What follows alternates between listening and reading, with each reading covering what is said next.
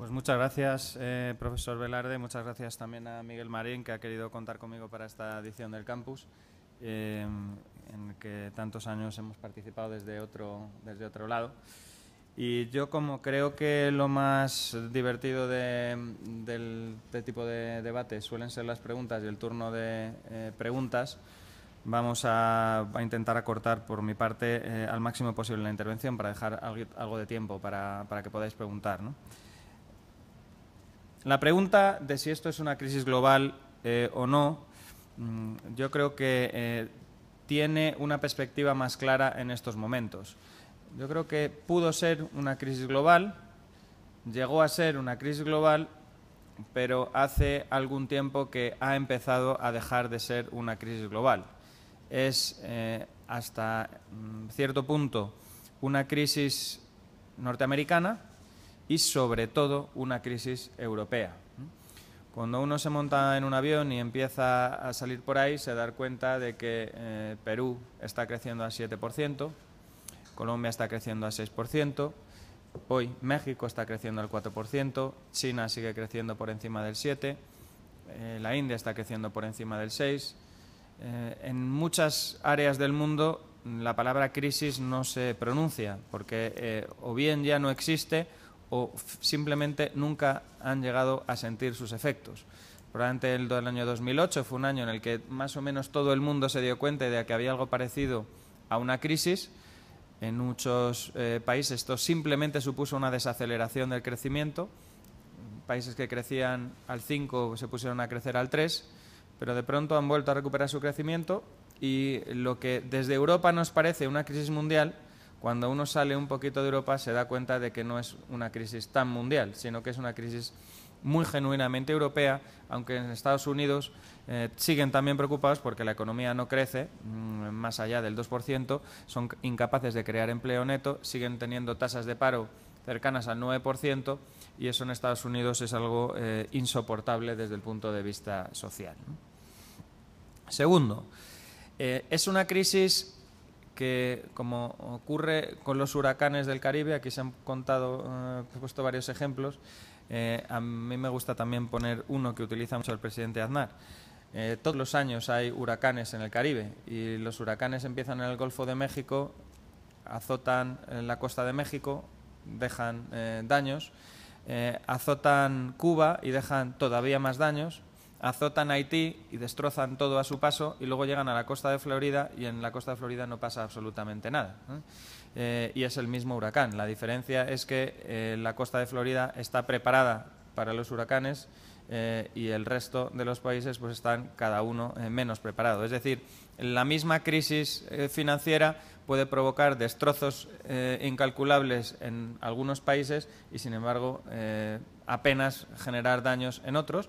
Y como se ha explicado muy bien aquí, yo aquí no voy a insistir, el problema que tenía una parte de Europa y tenía singularmente España es que el huracán financiero nos ha azotado mucho más fuerte que a ningún otro país, porque teníamos todas las condiciones para sufrir los daños de ese huracán financiero. Segundo, con reflexión sobre Estados Unidos y Europa. Yo creo que lo que le ha pasado a Estados Unidos hasta cierto punto, y le ha pasado más singularmente a Europa, o al menos a una parte importante de Europa, es que no han querido ver o no hemos querido ver el avance imparable de la globalización, y un hecho incuestionable que es que el peso económico de Europa cada vez es menor, la relevancia económica de Europa cada vez es menor, y en los Estados Unidos también ocurre algo parecido. El peso económico sobre el PIB mundial cada vez es más pequeño, y la capacidad de influir en el mundo económico en plano global es también más pequeño.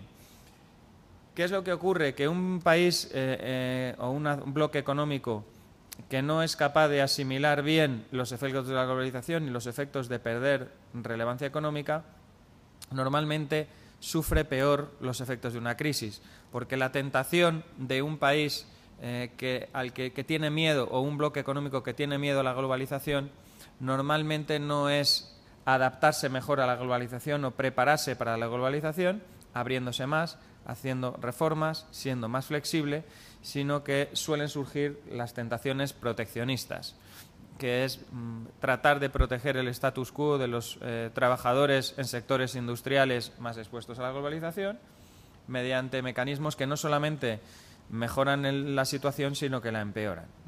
Lo que le ha pasado también a Europa y a los Estados Unidos es que, frente al avance imparable de Asia y también el empuje de América Latina, hemos querido intentar aislarnos de esos efectos.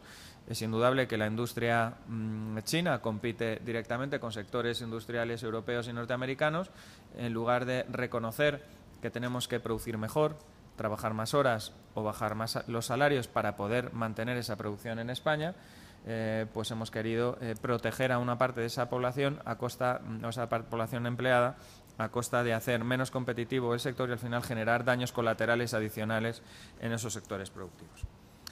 ¿Y cuál es el tercer factor que hace que la crisis sea tan diferente en una parte de Europa y en Estados Unidos del resto del mundo? Pues que una tentación frente a la pérdida de peso económico o a una situación de crisis es querer mantener el nivel de vida con deuda. Es una tentación muy humana. A nadie le gusta reconocer que tiene que bajar su nivel de vida. Cuando tienes un nivel de gasto, uno aspira a mantenerlo o a mejorarlo. Pero reconocer que uno tiene que bajar de nivel de vida simplemente porque las circunstancias económicas han cambiado es difícil de asimilar, y la tentación es siempre mantener ese nivel de gasto recurriendo al endeudamiento.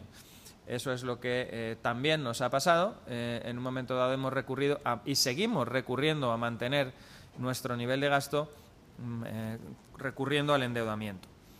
Cuando en el año 2008 algunos decíamos, y muy particularmente el profesor Velarde o el profesor Joaquín Trigo, que en las sesiones que había del Observatorio Económico decían: cuidado con el déficit exterior, cuidado con el déficit de la balanza de pagos. España tiene un déficit exterior del 10% del Producto Interior Bruto, y algunos decían, ya están aquí estos agoreros y aquí están estos catastrofistas alertando sobre el déficit de la balanza de pagos, y advertían de que un déficit de la balanza de pagos del 10% del PIB significa pedir prestado al resto del mundo un 10% de tu PIB para mantener tu nivel de gasto, y decían, esto va a haber que devolverlo con sus correspondientes intereses. Había otros, los que estaban en el gobierno entonces, que además de llamar catastrofistas y agoreros a quienes advertían simplemente de las consecuencias, decían, no pasa nada, estamos en una unión monetaria uno tiene acceso ilimitado al crédito y uno puede endeudarse todo lo que a uno le dé la gana. Ahora vemos la irresponsabilidad de esa posición. Eso es lo que probablemente escucharon en Atenas y decidieron de endeudarse todavía más de lo que estaban, y aquí tenemos encima de la mesa las conclusiones, ¿no? Esto es un poco la reflexión que yo hago sobre el por qué Europa está sufriendo estas consecuencias, ¿no? Y España singularmente. Hace unos años hablábamos del G7, hablamos del G8. Estas eran escenificaciones públicas de las antiguas potencias económicas, de lo que ahora cuando vas a Brasil o a India llaman los PDP. Y cuando la primera vez que pregunté qué era un PDP me dijeron las Past Declining Powers, ¿no? Las potencias, antiguas potencias de ahora declinantes. Así es como nos ven a los europeos, así es como ven a muchas de las economías que siguen estando en el Fondo Monetario Internacional y en todos estos foros, como si todavía siguieran pintando lo que ya no pintan. Y de alguna forma Europa y Estados Unidos van por detrás de los acontecimientos y con reacciones pues probablemente retrasadas, ¿no? ¿Por qué esta crisis? Y voy a ir muy concluyendo porque de la economía española se ha hablado mucho y voy a dedicarle nada más que un minuto. ¿Por qué esta crisis de todas formas sí que tiene efectos colaterales de carácter global?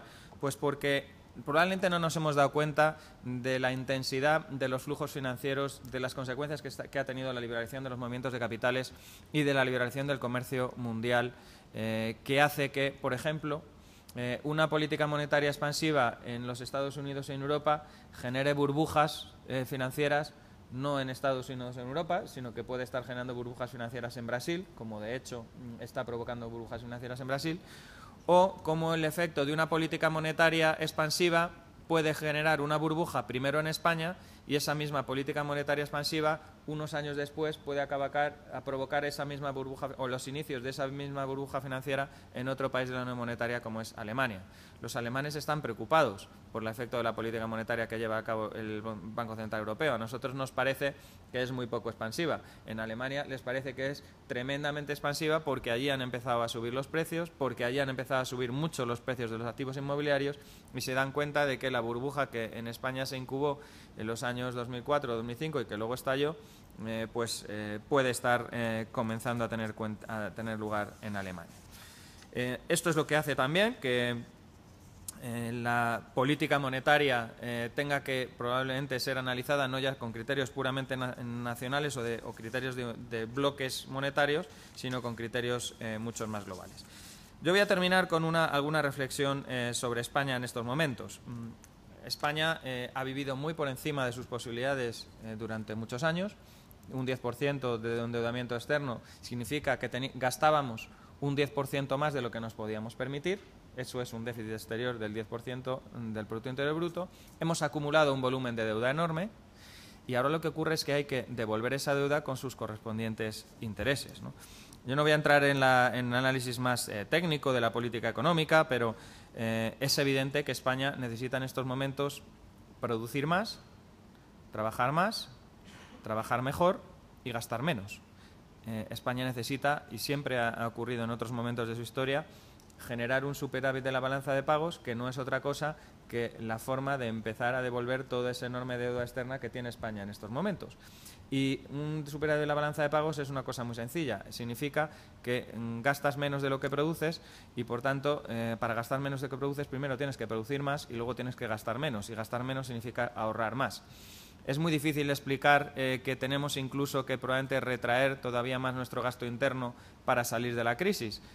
Todo el TIC lleva justamente a pensar lo contrario.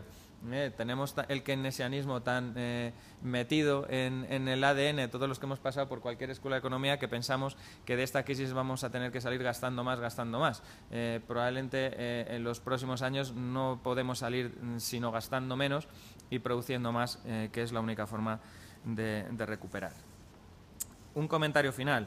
Además de producir más, trabajar más y gastar menos, tenemos que empezar a devolver nuestra deuda. Y la devolución de la deuda no solamente se consigue generando ahorro neto. Hay otra forma también de devolver la deuda, que es vendiendo activos. España necesita deshacerse de buena parte de sus activos, de todo tipo de activos. Activos inmobiliarios y activos empresariales. Probablemente hemos construido empresas importantes y las hemos construido con el dinero de otros, con endeudamiento.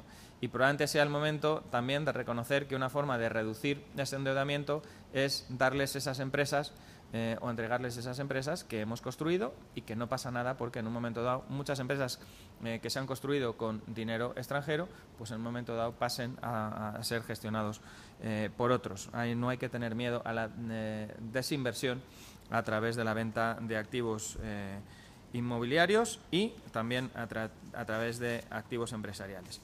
Yo lo dejo aquí, tenía más notas sobre asuntos de la economía española, pero creo que es mejor, que dada la hora que es, dejar el turno de preguntas. Gracias.